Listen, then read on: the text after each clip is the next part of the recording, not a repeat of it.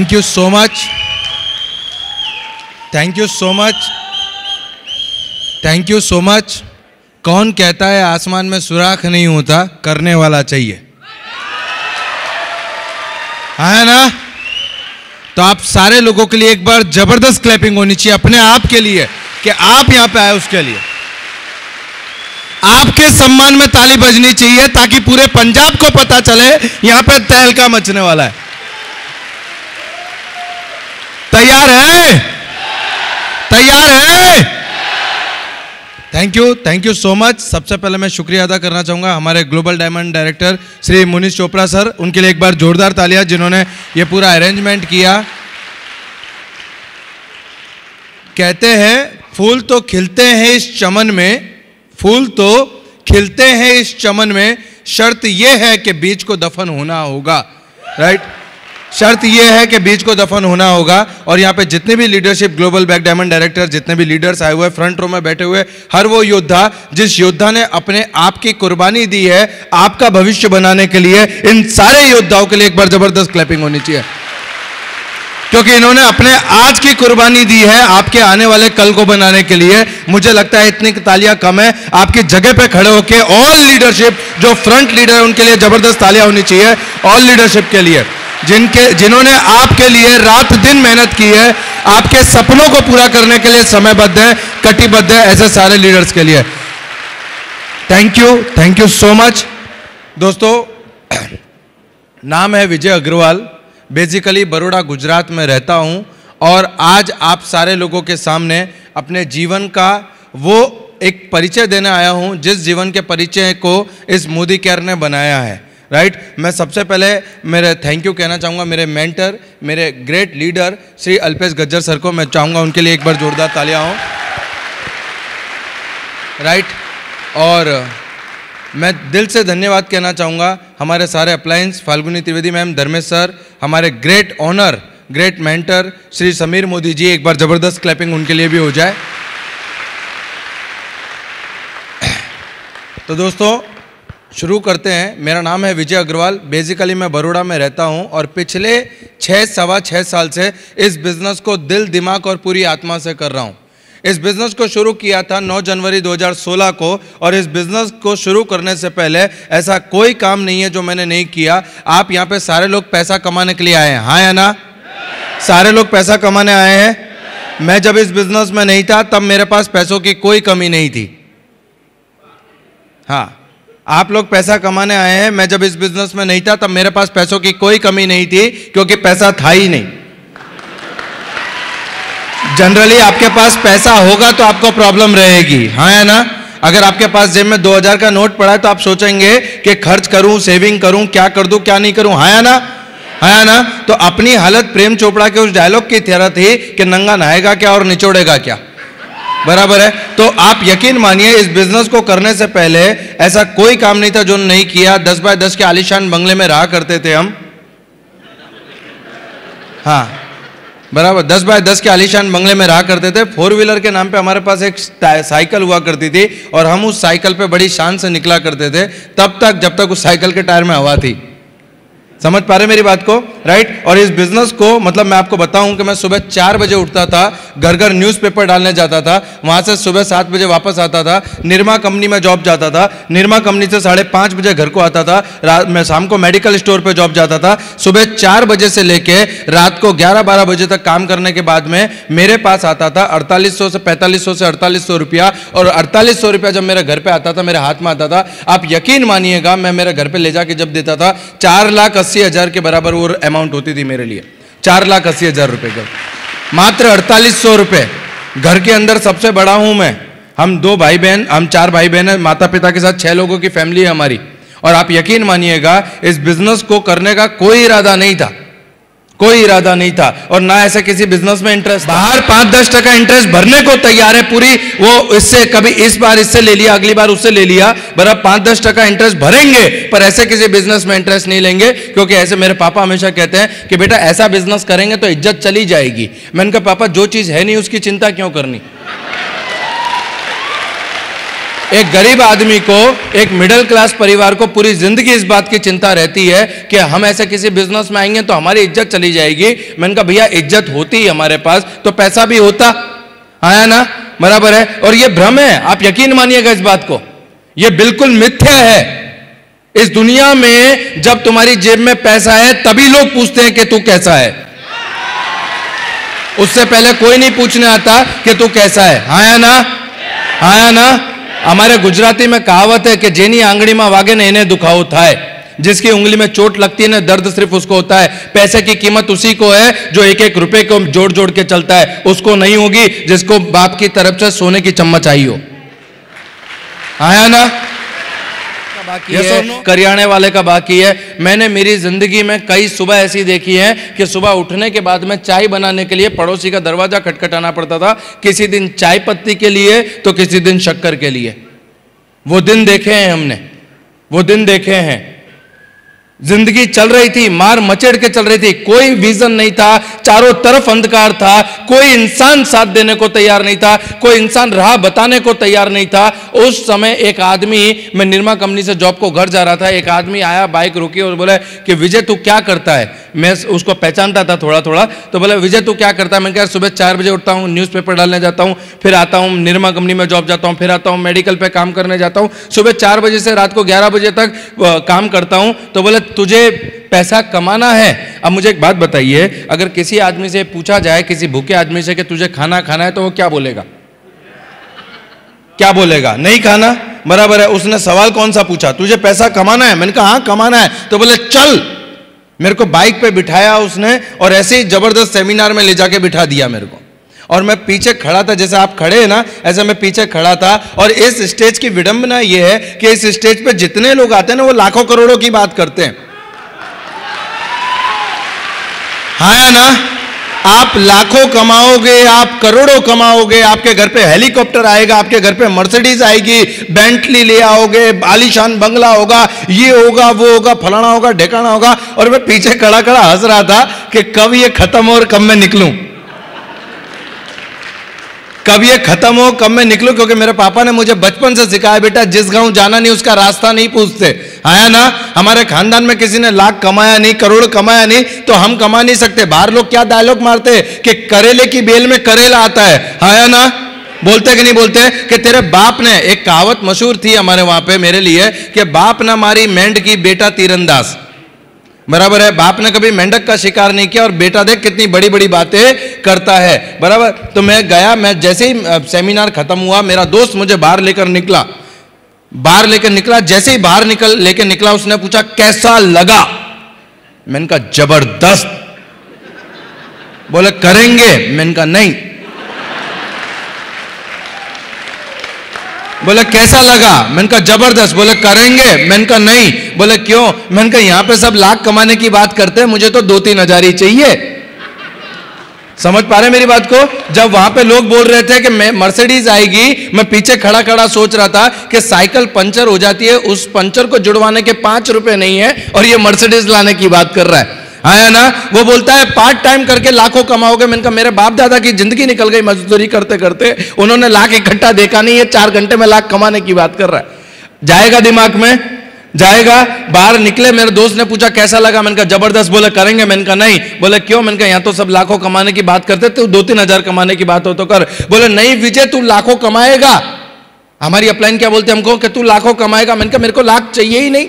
बोले नहीं विजय तू लाखों कमाएगा। मैंने कहा लाख चाहिए ही नहीं। बोले नहीं तू लाखों कमाएगा। मैंने कहा तुझे भरोसा है मुझे लाख आएगा। बोले मुझे पूरा भरोसा है कि तुझे लाख आएगा। मैंने कहा जिस दिन मुझे लाख आ जाए 97 तू रख लेना और 3 मेरे को दे देना। जिस दिन तुझे लगता है, मुझे थोड़ी लगता है कि मुझे लाख आएगा, तुझे लगता है कि मुझे लाख आएगा, हाँ या ना, बराबर है। तुझे लगता है मुझे लाख आएगा, मुझे नहीं लगता कि मुझे लाख आएगा। मैंने कहा जिस दिन लाख आ जावे 97 तू रख लेना और 3000 मुझे दे देना। आप यकीन मानना दोस्त, 3000 रुपए कमाने की छोटी सी सोच लेकर मोदी केयर बिजनेस में आने के लिए अभी तैयार भी नहीं था। मैं सिर्फ 3000 रुपए कमाना चाहता था, चाहत थी, मेरा इरादा नहीं था। कहते हैं चाहतों का सौदा होता है मेरे दोस्त, इरादों का सौदा नहीं होता। चाहतों का सौदा होता है, इरादों का सौदा नहीं होता, और मोदी केयर एक इरादा है और हर किसी के बस की बात नहीं है मोदी केयर। हर किसी के बस की बात नहीं है मोदी केयर। शराबी पिक्चर देखी है आपने, अमिताभ बच्चन वाली? जब वो बर्बाद हो जाता है, उसका बाप उसको घर से निकाल देता है ना, तो सामने वाला जो विलन होता है उससे आके वो मिलता है, तो आके बोलता है कि विक्की मैं तुम्हें अपनी बेटी से शादी करवा देता हूँ और ये दे देता हूँ वो दे देता हूँ। तो विक्की जो अमिताभ बच्चन है, उसका एक डायलॉग बहुत अच्छा लगा मुझे, और उसने अपने मुनीम जी से कहा कि मुनीम जी इनसे कह दो कि समुद्र की सैर करने वाले कुएं और तालाबों में डुबकियां नहीं लगाते। आया ना बराबर? तो मोदी केयर समुद्र है बॉस, समुद्र। और मैं एक बात बताता हूं, जैसे 26 अक्षरों की कैपेसिटी नहीं होती, 26 alphabet have no capacity to explain mother's love. 26 अक्षरों की ताकत नहीं है कि अपनी मां के प्यार को डिस्क्राइब कर सके, उसी तरीके से 12 खड़ी या 26 अल्फाबेट में ताकत नहीं कि वो मोदी केयर को एक्सप्लेन कर सके। मोटिवेट हुआ, घर को गया, घर पे गया, घर पे जैसे ही घर पे घुसा, घर पे मेरे ओटले पे पापा बैठे थे, और जैसे ही मेरे पापा ने पूछा कि कहां गया था, मैंने कहा पापा अब दुख के दिन गए। मोटिवेटेड आदमी क्या बोलता है घर जाके, क्या बोलता है? मैंने कहा पापा दुख के दिन गए। आप यकीन मानिएगा, मेरे पापा ने पहली बार 15 मिनट मुझे ध्यान मेरे नजदीक आए, मेरे माथे पे ऐसे हाथ लगाया कि सुबह तक तो ठीक था, सुबह तक तो ठीक था, अब क्या हुआ? और मैंने मेरे पापा को बताया कि पापा आप सेमिनार में गया था, लाखों कमा रहे हैं लोग, अपने दुख के दिन गए, आप भी देखो अपने लाएंगे। और मेरे पापा ने मुझे मोटिवेट करते हुए 3 वर्ड बोले, अपने को ऐसा कुछ करना नहीं है, अपने को ऐसा कुछ करना नहीं है। और उस दिन मुझे समझ में आ गया कि आप दुनिया में किसी को भी समझा सकते हो बाप को छोड़ के, बराबर है? बाप को समझाना और हाथी को रिक्शे में बिठाना इक्वल है, क्योंकि वो कैरेक्टर में है, क्योंकि उनको लगता है कि वो बाप है, बराबर है? गलत वो भी नहीं है। मैं रिस्पेक्ट करता हूं मेरे माँ बाप का, मैं हमेशा कहता हूं कि अगर मेरी चमड़ी के जूते बना के भी पहनाऊं ना, तो उनका ऋण में उतार नहीं सकता, बराबर है? इतना प्यार करता हूं मैं मेरे माँ बाप से। मेरे पापा ने बोला कि ऐसा कुछ करना नहीं है। मैंने कहा क्या हुआ? तो बोले इसमें इज्जत चली जाएगी। मैंने कहा पापा जो चीज़ है नहीं उसकी चिंता क्यों करते हो, बराबर है? क्योंकि लोगों को लगता है कि हमारी बहुत इज्जत है, बहुत इज्जत है। जब किसी दोस्त को फोन करते हैं कि यार 10,000 पड़े हो तो भेजना, तो वो क्या बोलता है पता है? यार कल बोला होता तो आज ही किसी को दिए। आप ट्राई कर लेना बाहर निकल के कि यार एक 10-20 हज़ार की जरूरत थी, 10-20 हज़ार। वो ये बोला यार कल फोन किया होता तो, बराबर? तो हम हमेशा गरीब आदमी को ये लगता है कि उसकी मार्केट में बहुत इज्जत है, पर ऐसा कुछ होता नहीं है।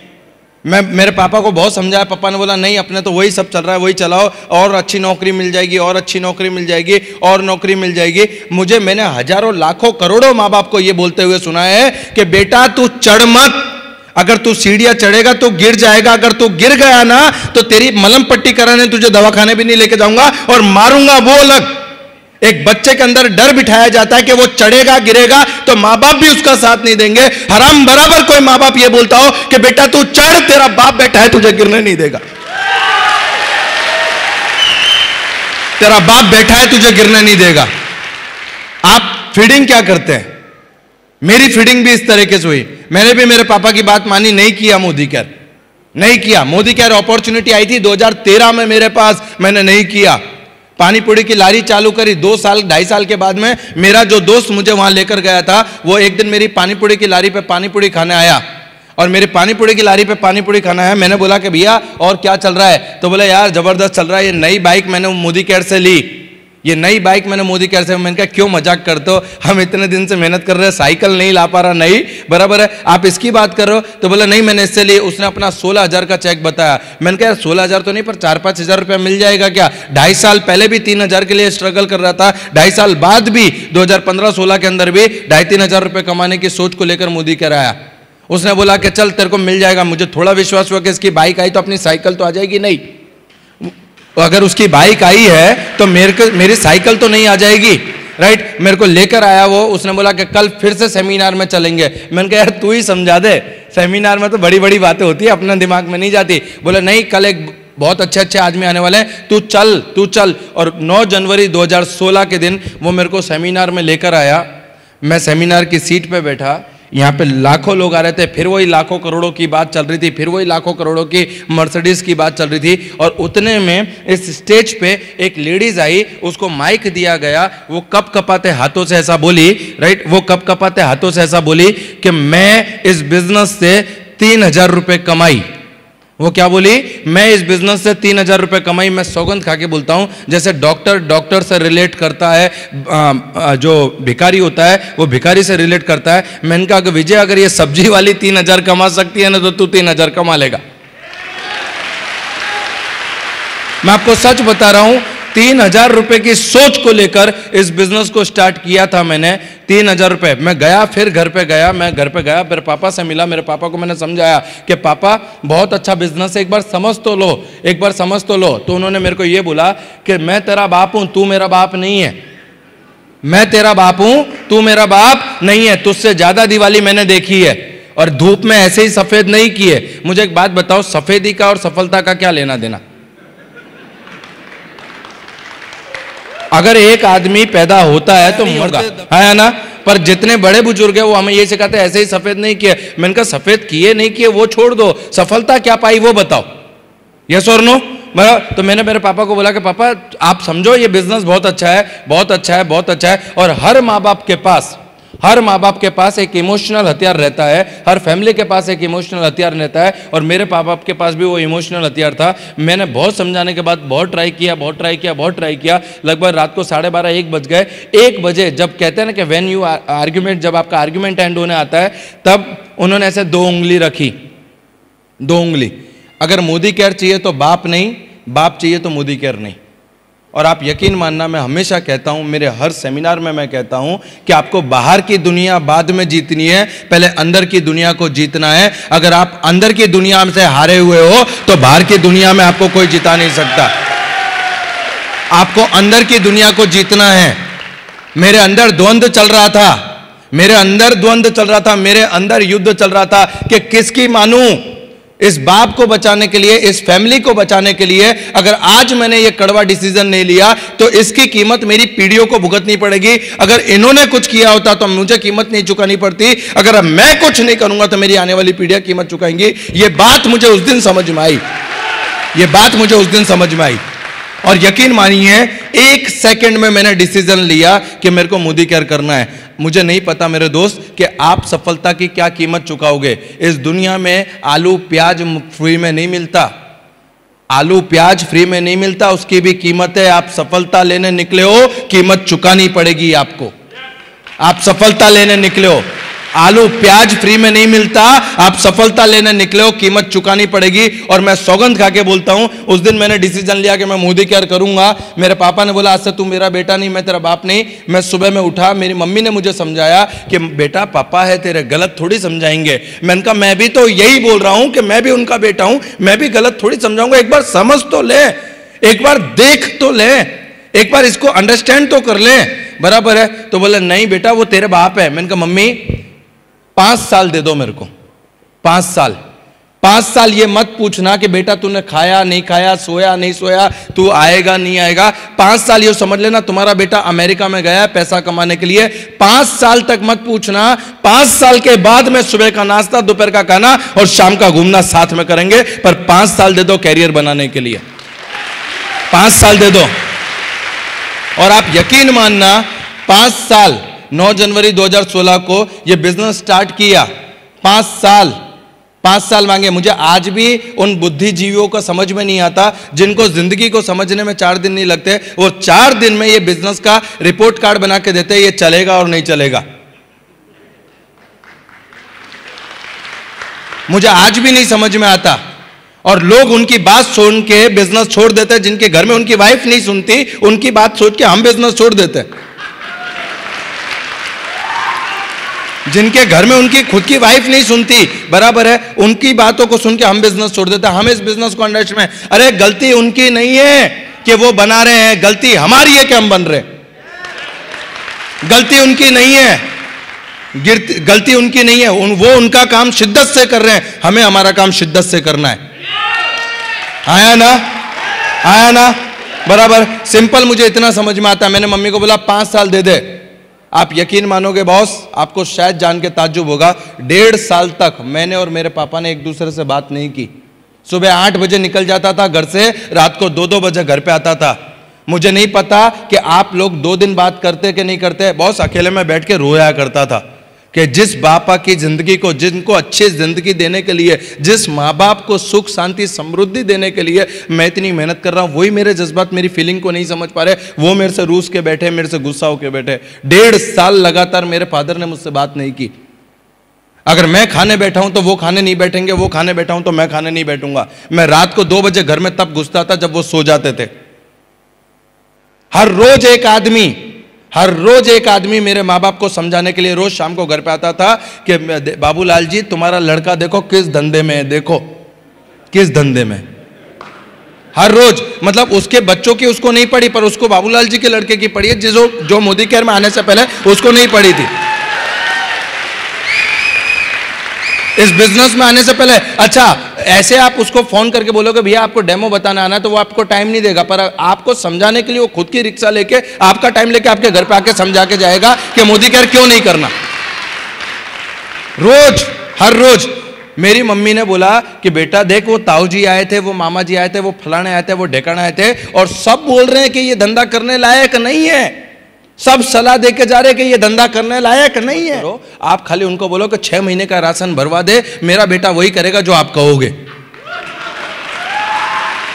6 महीने का राशन भरवा दे, फिर वही करेंगे जो वो कहेंगे। ऐसा बोलना शुरू हुआ और सलाह देने वाले खत्म होते चले गए, क्योंकि सलाह देने में पैसा थोड़ी लगता है, पैसा तो राशन भराने में लगता है। हाँ या ना, हाँ या ना, बराबर। और दोस्तों मैं आपको सच बता रहा हूं, आपको ऐसा लगेगा कि विजय ऐसा बोल रहा है, पर सच बता रहा हूं कि जिंदगी में आपको देखना हो ना, तो अपने आस पड़ोस में जाके उनके पास जाके देखना। जब उनके पास पैसा था ना, तो वो 8वें 7वें आसमान पे थे, और आज उनके पास पैसा नहीं है तो कोई पूछने भी नहीं जा रहा उनको।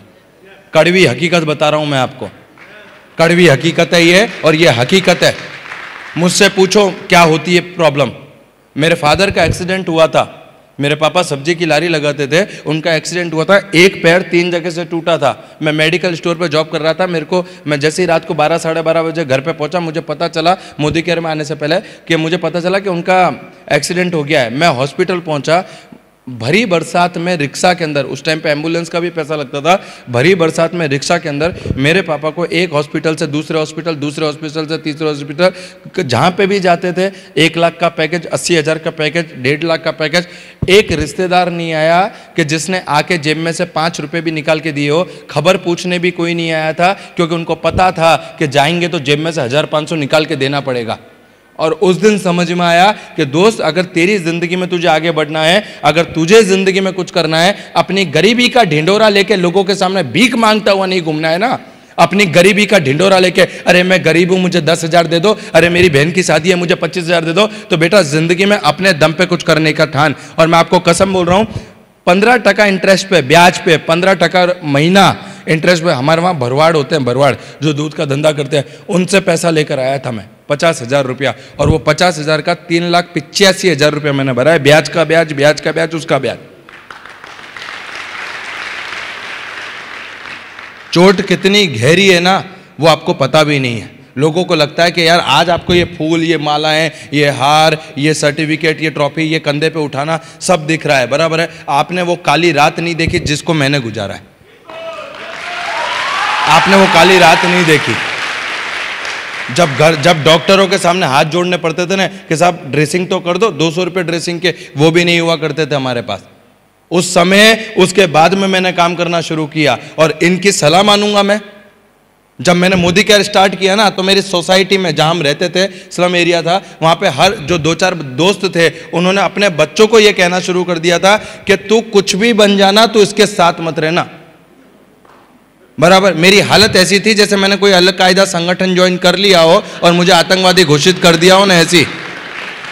हाँ, और इसके और आप नहीं मानेंगे, आप डेमो बताने जाते हैं तो लोग कम से कम आपको घर पे बुला के पानी का ग्लास तो देते हैं। मैं बताता हूं आपको बॉस, जब लोगों को पता चलता था ना कि कुछ बताने के लिए आया, रिश्तेदार, अन्ना उनकी बात तो छोड़ दो, रिश्तेदारों की बात कर रहा हूं, राइट। तो ऐसे, अब तू हमको, तेरे घर में खाने की तकलीफ है, तेरे घर में खाने के वादे, तू हमको सिखाएगा लाख कैसे आएंगे, बराबर है। देखना छोड़ दो बॉस, आप तो नसीब वाले हो कि आपको कोई सुनता तो है, देखता तो है। यहां तो देखने तक को तैयार नहीं था, देखने तक को तैयार नहीं था। उस टाइम पे सिर्फ एक ही आदमी मेरे साथ था, मैं खुद। उस टाइम पे एक ही आदमी था साथ में, मैं खुद। मैंने सोचा कि जिनको मैं जानता हूं वो इतने से हैं, और जिनको मैं नहीं जानता वो पूरी दुनिया है, और मोदी केयर में ज्यादा पैसा कमाने के लिए पूरी दुनिया को लाना पड़ेगा। इतनों से काम नहीं चलेगा, इतनों से काम नहीं चलेगा। बराबर है। लोग बोलते सर हमारे पास कांटेक्ट नहीं है। मैं आपको बताता हूं, एजुकेशन 10th पढ़ा हूं मैं, एजुकेशन में फैमिली बैकग्राउंड 0। जब मोदी केयर में आया, एक शर्ट भी 2 जगह से फटा हुआ था। बात करने के लिए जो तमीज चाहिए ना, तमीज नहीं थी। आज जो आप सुन रहे हैं ना इतना बढ़िया तरीके से, आप उस टाइम पे तू तड़ाक चल बे, निकल, ए चल, ऐसी ये लैंग्वेज थी हमारी। और हमारे आजू बाजू में जो हम लोग जिस एरिया में रहते थे, वहां पे एक अंकल रहते थे, काफी टाइम से नौकरी करते थे रेलवे में। वो उनकी 15-18 हजार रुपये पगार थी। हम उनको पैसे वाला करते थे कि ये बहुत पैसे वाले अंकल हैं। 9 रुपए किलो आटा मिलता था, 9 रुपए किलो आटा। एक हमको, मुझे आज भी याद है, कभी हमने 10 किलो 20 किलो आटा भर के नहीं रखा था। हम 4.5 रुपए का, जब मतलब घर में खाने वाले 3 लोग हैं ना, तो 4.5 रुपए का आटा ला के भी हम खाते थे। मैं आपको ये नहीं बता रहा हूं कि देखो हम क्या हैं, मैं ये बताने की कोशिश कर रहा हूं कि अगर मेरे जैसा लड़का उस टाइम पे ये सोच सकता है, तो आप तो मेरे से अच्छी पोजीशन में, आप क्या नहीं सोच सकते? सोच के देखो,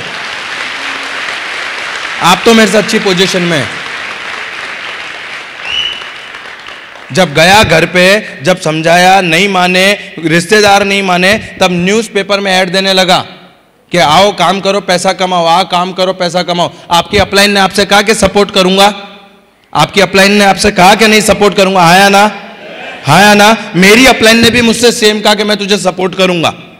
मेरी अपलाइन ने भी। एक दिन मैंने शाम को 4 बजे का एक डेमो कि भैया डेमो है शाम का, तू आ जाना। तो बोले कितने बजे का? मैंने कहा 4 बजे का। तो बोले ठीक है मैं आ जाऊंगा, पर यार मैं तो बाहर हूं, मैं तो कैसे आऊंगा? तो मैंने कहा तू एक काम कर, तू डायरेक्ट पहुंच जाना, मैं पहुंच जाऊंगा। मेरा पहला डेमो मेरी अपलाइन के साथ, पहला डेमो। मैंने कहा यार और क्या करना पड़ेगा? तो बोले डेमो किट लेकर आ। मैंने कहा वो क्या होता है? मैंने पूछा मेरी अपलाइन से कि डेमो किट वो क्या होता है? बोले वो थैला नहीं मैं जिसमें डेमो बताता हूं। तो मैंने कहा सर वो तो मेरे पास नहीं है। तो बोले एक काम कर, मेरे घर से लेते हुए आना और तू पहले पहुंच जाना, फिर मुझे फोन करना, मैं आ जाऊंगा। मैं पहुंचा डेमो किट बैग लेके, मैंने डेमो का टेबल सजाया, 8-10 लेडीज आके बैठ गई बराबर। मैंने मेरी अपलाइन को फोन किया कि कहाँ पे? तो बोले यार 5-10 मिनट लगेगी। मैं कहा ठीक है, मैंने समझाया, मैंने बिठा के रखा। फिर 15-20 मिनट हो गई, फिर मैंने फोन किया भैया कहाँ पे? तो बोले यार 15-20 मिनट लगेगी। फिर मैंने कहा ठीक है कोई बात नहीं, और 15-20 मिनट, 15-20, आधा पौना घंटा हो गया। जो 8-10 लेडीज आई थी, अब 2-3 लेडीज बची। बोला जब वो आए तब हमें बुला लेना।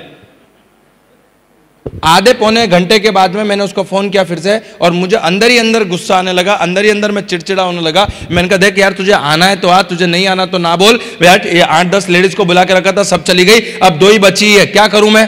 तो बोला देख विजय आने में मुझे और 15-20 मिनट लगेगा, तेरे से होता है तो कर, नहीं तो मत कर। ये वो अपलाइन जिसने मुझे सपोर्ट करने का वादा किया था, ये वो अपलाइन।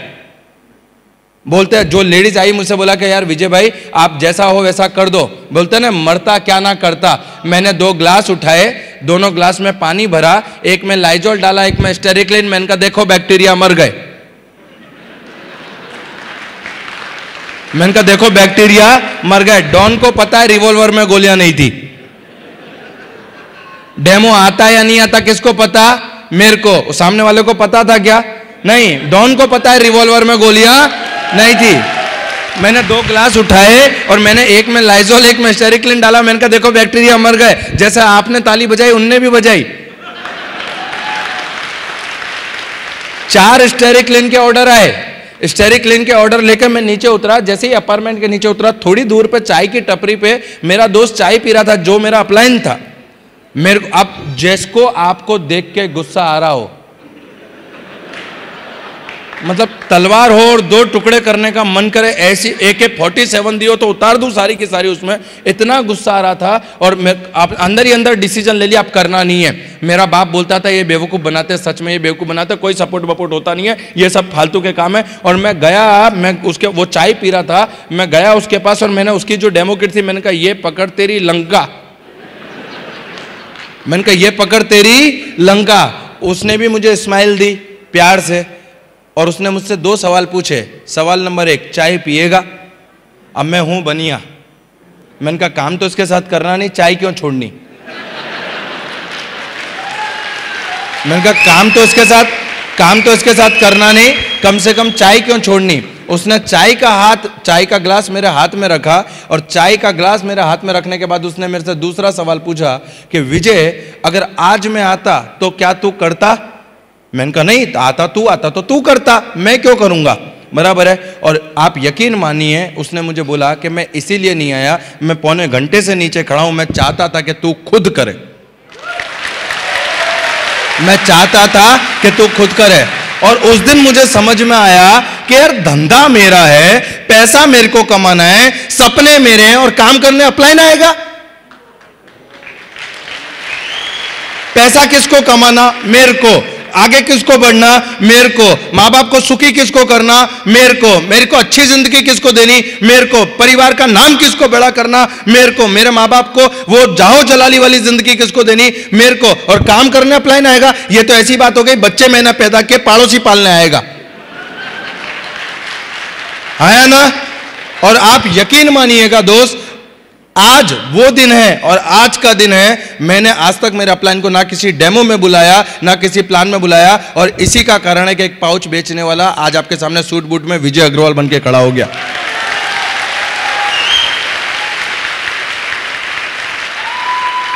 यही कारण है।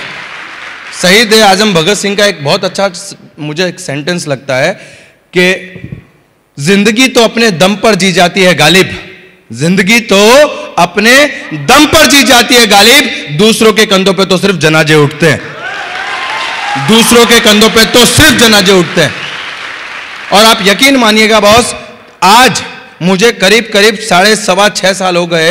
6.25 साल के अंदर ना मैंने मेरी अपलाइन से कभी डेमो करवाया, ना कभी प्लान दिया, ना कभी कुछ। सिर्फ इतना है, मेरी अपलाइन का यूटिलाइज किया, यूज नहीं किया। यूटिलाइज और यूज में फर्क है। हर जगह कुछ लोगों की आदत होती है, जैसे ही अपलाइन आया, हाँ मैडम आप चालू करो, हाँ सर आप चालू, जैसे टैप रिकॉर्डर है उसने बटन दबा दिया वो चालू कर देगा। मैंने कभी ये गलती नहीं की। मैंने उनसे सीखा, मैं उनके पास गया कि मुझे सिखाओ कि कैसे काम किया जाता है, मुझे बताओ, मैं करूंगा। मैंने अपने आप पे छेनी हथौड़ी चलवाई, ना कि लोगों पे। और उसका फायदा ये हुआ कि मैं गिरा चला और मैं चलना सीख गया, मैं चलना सीख गया। और जब आप शुरुआत में डेमो करने जाते हो तो लोग पूछते कितना आया तेरे को, कितना आया, कितने का चेक, कितना टाइम हुआ तेरे को, कितना। जब हम समझाते ना कि देखो भैया ये ऐसा तुझे भी लाख आएगा, मुझे भी लाख आएगा, क्या बोलते हम, तू भी पैसा कमाएगा, मैं भी पैसा कमाऊंगा। और सामने से एक धारदार क्वेश्चन आता है, वो सब तो ठीक है, तुझे कितना आया? आता है नहीं आता? मेरा 3 महीने के बाद में मेरा पहला चेक बना मोदी केयर से, आफ्टर 3 मंथ 167 रुपीज का। 3 महीने मेहनत करने के बाद में पहला चेक बना 167 रुपीज का। 167 रुपए का चेक देख के मैं पागल हो गया। इतना खुश हुआ, घर पे फोन करके मम्मी को बोला कि मम्मी आज तो खीर बनाओ, चेक आया है। मम्मी को बोला कि मम्मी आज तो खीर बनाओ, चेक आया है। घर पहुंचा, मम्मी ने खीर बनाई, खीर खाने के लिए बैठे। मम्मी ने पूछा कितने का चेक आया? मैंने कहा 167 रुपए का। बोले तू पागल हो गया है क्या? 200 रुपया खीर बनाने में खर्चा कर दिया और 167 का तू चेक लेकर आया है? कि 200 रुपया खीर बनाने में खर्चा कर दिया, तू 167 का चेक लेकर आया। मैंने कहा मम्मी लोग बोलते हैं इस बिजनेस में पैसा नहीं आता, 167 आया मतलब पैसा आता है, आया ना? लोग क्या बोलते हैं इस बिजनेस में पैसा नहीं आता, मैंने बोला 167 आता है मतलब पैसा आता है। आज 167 आया है, कल 1670 आएगा, एक दिन 16,700 आएगा, एक दिन 1,67,000 आएगा और एक दिन 20 लाख रुपया आएगा। ये कॉन्फिडेंस उस दिन था जिस दिन मेरे को 167 आया। मुझे एक बात बताओ, एक डॉक्टर अगर कंफर्म करता है कि शी इज प्रेग्नेंट, आपके घर में खुशखबरी आने वाली है, शी इज प्रेग्नेंट, तो आप घर पे जाके क्या बोलते हो? 9 महीने बाद खुशी आएगा तब देखेंगे, अभी कोई हंसेगा नहीं, कोई खुशी नहीं। बोलते हैं क्या? नहीं, हम पहले दिन से खुश हो जाते हैं। ये होगा, ये उसकी छोटी छोटी उंगलियां होंगी, ये उसके पैर होगा, अरे ऐसा मुस्कुराएगा, अरे ऐसा करेगा, अरे बेटा तू ये मत कर, बेटा तू वो मत कर। ख्याल रखने लगते कि नहीं लगते? आया नहीं है वो, आया नहीं है वो, उसकी किलकारी आएगी 9 महीने बाद। वो 9 महीने बाद वाला आने वाले की किलकारी आज आपको सुनाई दे रही थी, क्योंकि आपको कंफर्म था कि वो आएगा 9 महीने के बाद। जिस दिन 167 आया ना मेरे दोस्त, मैं समझ गया सी इज प्रेग्नेंट। 167 के चेक पे मैं समझ गया सी इज प्रेग्नेंट। आपको बताते हुए खुशी होती है, बच्चा 6.5 साल का हो चुका है और 1,80,00,000 रुपए से ज्यादा बच्चा कमा चुका है। कब पता है आपको? जब 9 महीने पहले आने से पहले किलकारी कानों में गूंजी थी कि इस घर में खुशखबरी आने वाली है। समझ पा रहे हो आप मेरे को? 9 महीने पहले हम तो 100, 100, 200 का चेक देख के सामने वाला डिमोटिवेट हो या ना हो, हम खुद हो जाते हैं। और वो अंदर से हारे हुए 200 रुपए का चेक देख के बजाय मोटिवेट होने के यार लोग बोलते हैं इस बिजनेस में पैसा नहीं आता, 200 आया है। अब आपको 3,000 की लॉयल्टी पे क्या कंपनी 3 लाख का चेक देगी?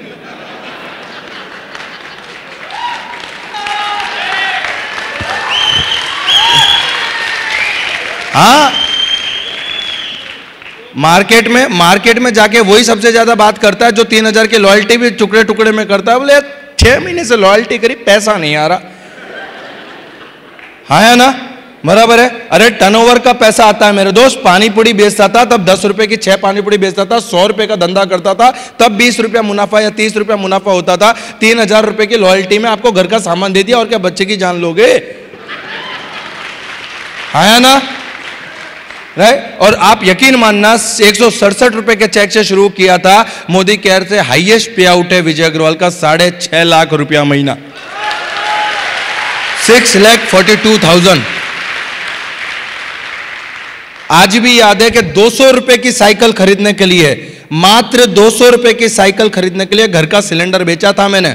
जैसे इंसान के पास 2 किडनी होती है तो इंसान क्या सोचता है कि एक पे भी तो जिंदा रह सकता है आदमी, है ना। तो उस जमाने में गैस कनेक्शन में 2 सिलेंडर मिला करते थे। हमने सोचा एक से काम चला लेंगे, एक को बेच के साइकिल ले लेते, और 200 रुपए की साइकिल खरीदी थी मोदी केयर से।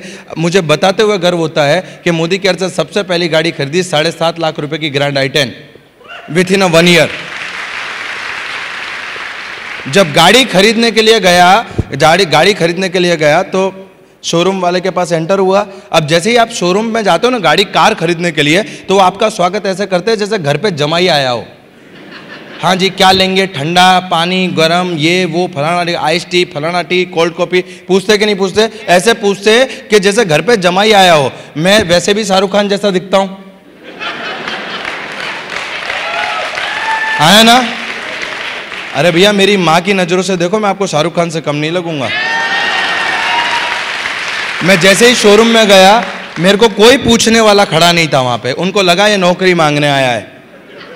और मेरे पास जो एक्टिवा था, बोलते ना दुकान में अधिक मांस, एक एक्टिवा था, उससे 4 दिन पहले कुत्ता टकरा गया था, तो पंखा भी जो था वो आगे का वो ऐसा लटक रहा था। मैं गया, राइट, जैसे मैं शोरूम में अंदर गया, उनको लगा नौकरी मांगने आया है। मैं रिसेप्शन पे गया। हम लोग नहीं, कभी कभी गर्मी लगती है तो डी मार्ट या बिग बाजार में थोड़ी देर AC की हवा खाए आते हैं किसी मॉल में घुस के।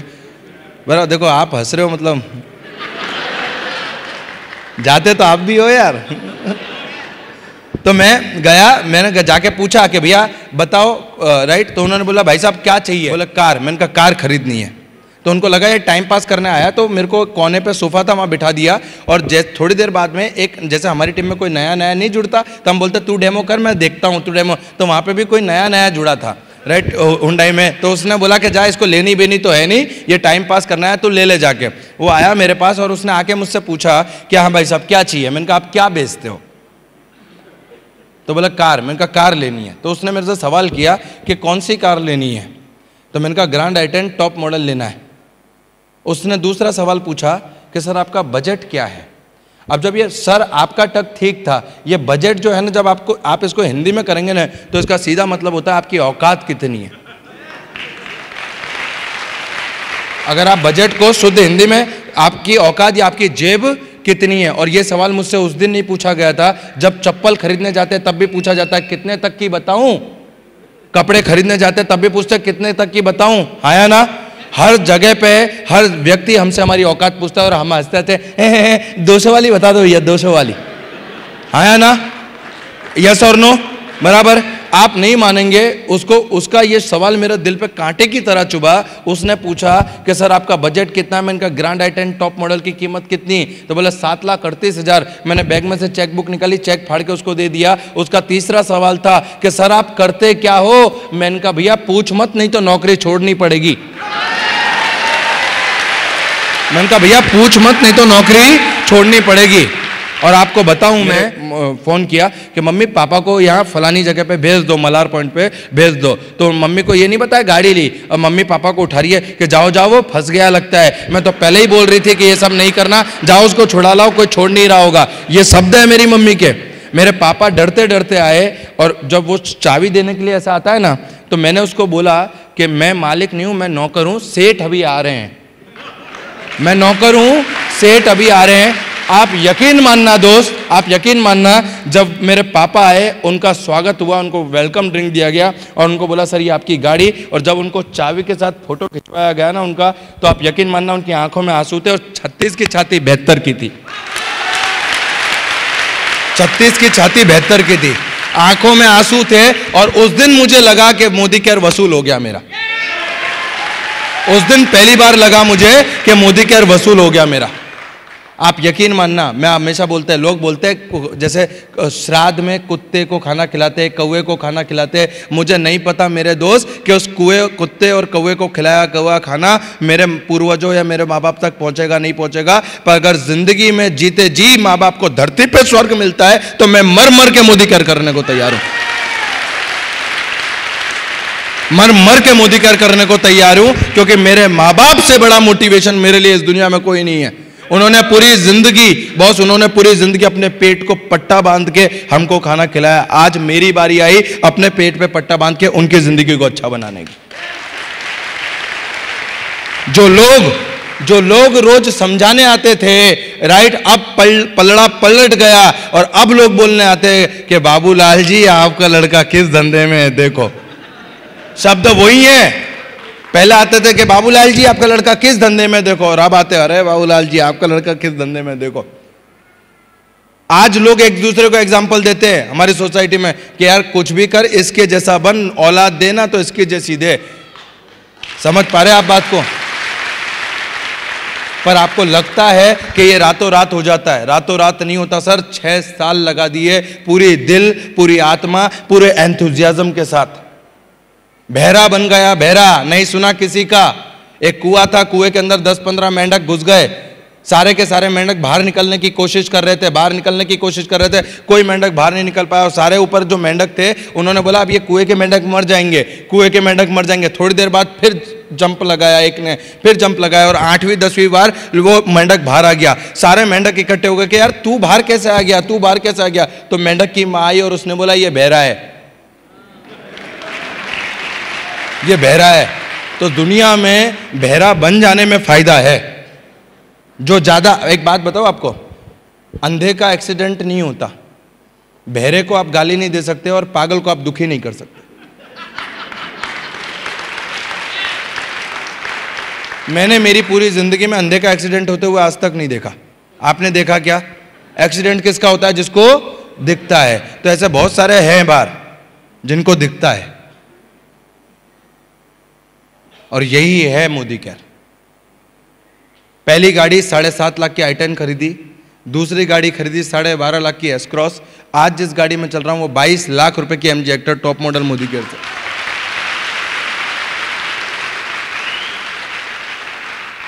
प्राउड करती है मेरी माँ, प्राउड। एक टाइम था जब लोग बोलते थे कि तू पनौती है, तेरे घर में तू पैदा हुआ तब से बर्बादी चाहिए। मेरी माँ खुद ये बोल देती थी कभी कभी गुस्से में कि तुझसे बेहतर तो पत्थर को जन्म दिया होता तो अच्छा है। आज मेरे माँ बाप बोलते हैं कि बेटा तेरी जैसी औलाद भगवान सबको दे, तेरी जैसी औलाद सबको दे।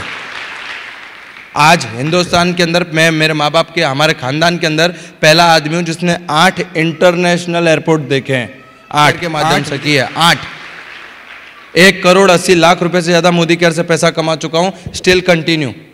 सबसे बड़ी बात बताता हूं आपको मैं, जिस समाज में जो इज्जत का सिंबल चाहिए था ना, एक आदमी को क्या चाहिए होता पता है? कि यार उसकी कोई सुने ना सुने ठीक है, पर एटलीस्ट उसके घर की, उसके परिवार की वैल्यू हो। जब जाए ना समाज में, किसी शादी में, किसी फंक्शन में, तो आपको पीछे खड़ा ना रहना पड़े, बराबर आपकी कुर्सी लगा के रखी हो। ये सपना देख के मोदी क्या शुरू हुआ था। आज जिस फंक्शन में जाता हूं ना बॉस, माँ बाप की कुर्सी सबसे आगे लगती है। ये छोटे से मोटिवेशन अपने को लेकर मोदी केयर को शुरू किया था। आज 6.5 साल हो चुके हैं, 6.5 साल। और यही आज करते करते करते मैं क्या कमाया क्या नहीं कमाया वो छोड़ दो, मैंने कितना पैसा कमाया क्या नहीं कमाया, कितनी गाड़ी ली, कितनी फॉरेन टूर की, सब छोड़ दो। खाली ये देखो कि एक पानी के पाउच बेचने वाला लड़का बन क्या गया मोदी केयर से। ये है मोदी केयर, ये है मोदी केयर। और इसी चीज को ये तब पॉसिबल हो पाया जब मैं टिका रहा। ये तब पॉसिबल हो पाया जब मैं टिका रहा। लोग आए समझाने। एक बार क्या हुआ, एक गधा बीमार हुआ तो उसका गधे का मालिक बाजू के गांव में चला गया और उसका हॉस्पिटल पे, वेनेटरी हॉस्पिटल पे, तो एक डॉक्टर ने दवाई दी कि ये जो दवाई है तुम्हारे गधे को खिला देना। तो बोले ठीक है। जब वो मालिक, गधे का मालिक गधे के पास गया दवाई लेकर, गधा मुंह ही नहीं खोले, तो वापस डॉक्टर के पास गया कि यार मेरा गधा तो मुंह नहीं खोल रहा, मैं इसको दवाई कैसे दूं।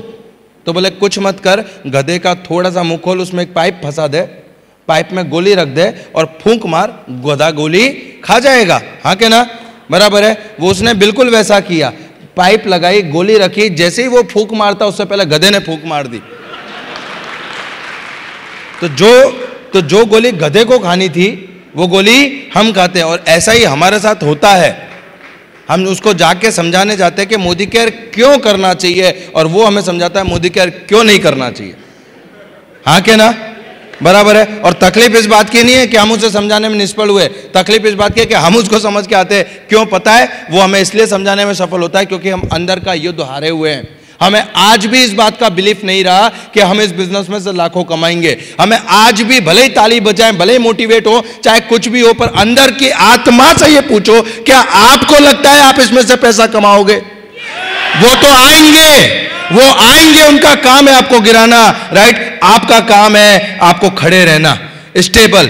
रावण की सभा में अंगद गया, और अंगद ने जाके बोला कि हे रावण, तू प्रभु श्री राम से युद्ध करना तो छोड़, अगर तूने इस अंगद के पैर को भी हिला दिया ना तो मैं राम जी की तरफ से हार मान जाऊंगा, राइट। और मोदी केयर में सफलता के लिए ये अंगद वाला पैर गड़ा के रखना पड़ता है, तब जाके होगा। युद्ध करना छोड़, अंगद की तरफ पैर अड़ा देना पड़े। उसको समझाया कि तेरा बाप बाली का वध किया श्री राम, तेरे बाप को, उसको नेगेटिव किया, पर उसने बोला कि मेरे को ज्ञान देने वाले भी श्री राम है, तू सब छोड़, तू तो इस पैर को हिला के दिखा तब मानूंगा मैं, राइट। और पूरा का पूरा राज दरबार जो रावण का था वो उसके चरणों में आ गया हिलाने के लिए, पर हिला नहीं पाया क्योंकि बिलीफ सिस्टम मजबूत था, क्योंकि उसको पता था कि बिलीफ सिस्टम क्या होती है, एक विश्वास की ताकत क्या होती है। और एक विश्वास ने 2 सन्यासियों को पूरी लंका पे विजय दिला दी थी। बॉस, ताकत सेना में नहीं, सेनापति में नहीं, एक योद्धा में होती है। और मैं प्राउड से कहता हूं, हाँ मैं योद्धा हूं। क्या आप योद्धा हैं? अगर आप योद्धा हैं तो आप यकीन मानिए इस दुनिया में आपको हराने वाला सिर्फ एक ही आदमी पैदा हुआ है, वो है आप खुद, और कोई नहीं। You are the only person who is responsible for your failure or success. You are, आप एकमात्र एक व्यक्ति है जो जमीन, आप मतलब 7वें आसमान पे बिठा सकते हैं अपने आप को, और आप ही एकमात्र व्यक्ति है जो 7वें आसमान पे जमीन पे मिला सकते हैं आप। मैं मानता हूं सिर्फ हम जिम्मेदार हैं हमारी सफलता और असफलता के। गिरते हैं घुड़सवार मैदान जंग में, हर किसी के बस की बात नहीं होती जंगों को लड़ना। और इसी बिलीफ सिस्टम ने यहां तक पहुंचाया है। इसी बिलीफ सिस्टम ने, एक अम्मा जी थी, वो अम्मा जी की 70-80 साल की उम्र हो चुकी थी। 70-80 साल की उम्र के बाद में अम्मा जी ने बोला कि अब मैं भजन पूजन करने लगती हूँ। थोड़े दिन बाद उस गांव में एक संत महात्मा है, अम्मा जी ने वो संत महात्मा की पूजा की, उनसे गुरु दीक्षा ले ली और उनको गुरु बना लिया। थोड़े दिन बाद गुरु जी ने कहा मैं तो संत हूँ, वैरागी हूँ, मेरा तो जाने का समय आ गया है। अम्मा जी ने कहा कि मैं आपके साथ आऊंगी क्योंकि मैंने आपको गुरु बनाया है। अम्मा जी ने कहा कि मैं तो आपके साथ आऊंगी। गुरु जी ने कहा मैं तो संत हूँ, वैरागी हूँ, मैं सन्यासी हूं, मेरे साथ आना पॉसिबल नहीं है, मैं तो जंगल भटकूंगा। बोले आप जंगल भटकोगे, मैं आपके साथ आऊंगी, आप मेरे गुरु हो। उन्होंने समझाया, अम्मा जी नहीं मानी। पूरे गांव वाले इकट्ठे हो गए, अम्मा जी नहीं मानी, पंचायत जुड़ी, फैसला हुआ कि अम्मा जी ये गुरुजी के साथ जाएगी। जब अम्मा जी गुरुजी के साथ जाने लगी तो उन्होंने थोड़ा सा अपना गहना गुना ले लिया, थोड़ा पैसा ले लिया, पोटली बना ली कि कहीं अगर गुरुजी को भिक्षा नहीं मिली, किसी गांव में अगर भिक्षा नहीं मिली तो मैं ये बेच कर मेरे गुरुजी का भरण पोषण कर पाऊंगी। गुरुजी को पता चल गया कि इसके अंदर पैसा है। अब गुरुजी सोच रहा है कि कैसे मैं इस अम्मा से पीछा छुड़ा लूं और कैसे इस पैसे को ले लूं, और अम्मा जी सोच रही है कि मेरा जीवन सफल हो गया, मुझे गुरु मिल गए। थोड़ी देर दूर जाने के बाद जंगल में कुआं आया, अम्मा जी को बोला कि जाओ इस कुएं में से पानी भर लाओ। अम्मा जी जैसे ही पानी भरने गई, उस गुरुजी ने उस अम्मा जी को धक्का मार दिया, क्योंकि कुएं में पानी कम था, अम्मा जी बच गई। कुएं में पानी कम था, अम्मा जी बच गई। अब अम्मा जी सोच रही है नीचे पड़ी पड़ी पानी कुएं में कि लगता है जंगल में लुटेरे आ गए, मेरे गुरुजी को पकड़ लिया और जो है मेरा पैसा लूट के चले गए। गुरुजी सोच रहा है हाश पीछा छूटा इससे। और ये पूरी की पूरी घटना वो परमपिता परमेश्वर देख रहा था। वो परमपिता परमेश्वर एक बकरी वाले का रूप लेकर नीचे आया। उसने जैसे ही नीचे आया, उसने गुरुजी को खंबे से बांध दिया, झाड़ से बांध दिया, अम्मा जी को बाहर निकाला। जैसे ही अम्मा जी बाहर आई, मेरे गुरुजी कहाँ है, मेरे गुरुजी कहाँ है? वो बकरी वाले ने बोला कि मैंने देखा है तेरा कोई गुरु बुरु नहीं है, इसने तेरे को धक्का मारा। बोला नहीं, ये मेरे गुरु है, मैंने इनसे गुरु दीक्षा ली है, ये मेरे गुरु हैं, ये मेरे गुरु हैं। बकरी वाले ने बोला ये तेरा कोई गुरु नहीं है, मैंने देखा है, इसने तुझे धक्का मारा और तेरा पैसा लेके जा रहा था। बोला नहीं, ये मेरा गुरु है, मैंने इसको गुरु बनाया, इसी से गुरु दीक्षा ली है। अम्मा जी को उसने बोला, फिर बकरी वाले ने कहा मैंने देखा है, इसने तुझे धक्का मारा, तुझे मारने का प्रयास किया, तुझे धोखा देने का प्रयास किया, तेरा पैसा लिया और जा रहा था। बोला नहीं, ये मेरा गुरु है, ये मेरा गुरु है। वो बकरी वाला ईश्वर के रूप में आया कि देख मैं ईश्वर, मैं परमात्मा, मैं कहता हूं कि इसने तुझे धक्का मारा है, तेरा गुरु नहीं है। अम्मा जी ने कहा कि तू ईश्वर है, तू परमात्मा है, फिर भी ये मेरा गुरु है। मैंने 70 साल तेरी पूजा की, तूने कभी दर्शन नहीं दिया, आज इसकी वजह से तू दर्शन देने तो आया, आज इसकी वजह से तू दर्शन देने तो आया। That is called belief system, that is called belief system. और ये बिलीफ सिस्टम ये आपके अंदर होना चाहिए। ये किसी दुकान पे नहीं मिलता कि जाके 250 ग्राम खरीद लाए। ये बिलीफ सिस्टम, अगर आप मुझसे पूछे कि विजय अग्रवाल तू यहां तक कैसे पहुंचा, तो मेरा बिलीफ सिस्टम 167 के चेक पे मैंने 1 करोड़ 80 लाख की खुशी मनाई थी, इसलिए मैं 1 करोड़ 80 लाख पे पहुंचा। लोग बोलते हैं इस बिजनेस में, इस प्लान में पैसा नहीं आता। अरे पैसा नहीं आता तो विजय अग्रवाल को इतना कैसे आ गया? मुनीश चोपड़ा सर को इतना पैसा कैसे आ गया? जितने जीबीडीज आगे बैठे हुए इनको पैसा कैसे आ गया? कैसे एसईडी कार ले रहे हैं? कैसे लोग इतने इतने लाखों रुपए निकाल रहे हैं? भैया पैसा आ नहीं रहा है, पैसा बरस रहा है। आप डोल लाओगे तो डोल में और लोटा लाओगे तो लोटा में। हमने पाइपलाइन लगाई है, हमने पाइपलाइन लगाई है। लगाने को तैयार हो? पाइपलाइन लगाने को तैयार हो? तो मुझे इतना ही समझ में आता है मेरे दोस्त कि अगर पूरी दिल से, पूरी शिद्दत से मेहनत करेंगे तो डेफिनेटली हम यहां पे पहुंचेंगे। मेरी टीम में एक लेडीज है, मेरी टीम में एक लेडीज है। वो लेडीज आई और उसने आके बोला कि विजय भाई मैं ये बिजनेस नहीं कर सकती। मैंने कहा क्यों? तो बोले मेरे हस्बैंड बोलते हैं कि तू 3-4 महीने से कर रही है और तेरे को पैसा कितना आया? मैंने कहा मैडम आपके बच्चा है क्या? बोले हाँ है। मैंने कहा कौन सी क्लास में? बोले 2nd में पढ़ रहा है, 2nd स्टैंडर्ड में। मैंने कहा वो कब घर पे आता है? तो बोले इतने बजे। मैंने कहा ठीक है, आप अपने हस्बैंड आए ना तो ऐसा ऐसा करना। उनके हस्बैंड शाम को जॉब से आके घर पे बैठे थे, टीवी देख रहे थे। उनका बच्चा घर में आया। जैसे ही उनका बच्चा घर में आया, उन मैडम ने बोला इधर आ, पगार ला। तो बोला काय की पगार? तो बोला 3 साल से तेरी स्कूल की फीस भर रही हूं, पगार ला, पगार। 2-3 बार ऐसा बोला। उनके हस्बैंड बोले तू पागल पागल हो गई है क्या? अभी तो ये 2nd स्टैंडर्ड में है, पढ़ लिख लेंदे, फिर नौकरी लगेगी, फिर पैसा आएगा। तो बोले मुझे भी मोदी केयर करते हुए 4 महीने हुए।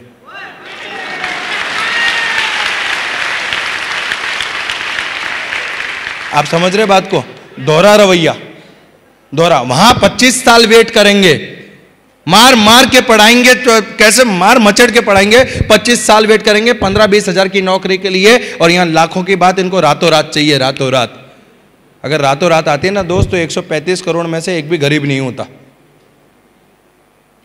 135 करोड़ में से। और मैं आपको आज एक दिल की बात बताता हूं, इंसान है ना, पैसे से अमीर और गरीब नहीं होता मेरे दोस्त, सोच से अमीर और गरीब होता है।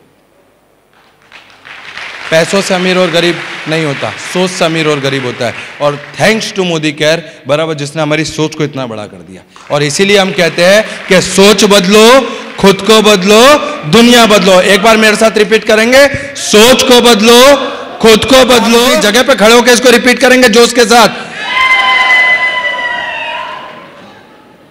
सोच को बदलो, खुद को बदलो, दुनिया बदलो। सोच को बदलो, खुद को बदलो, दुनिया बदलो।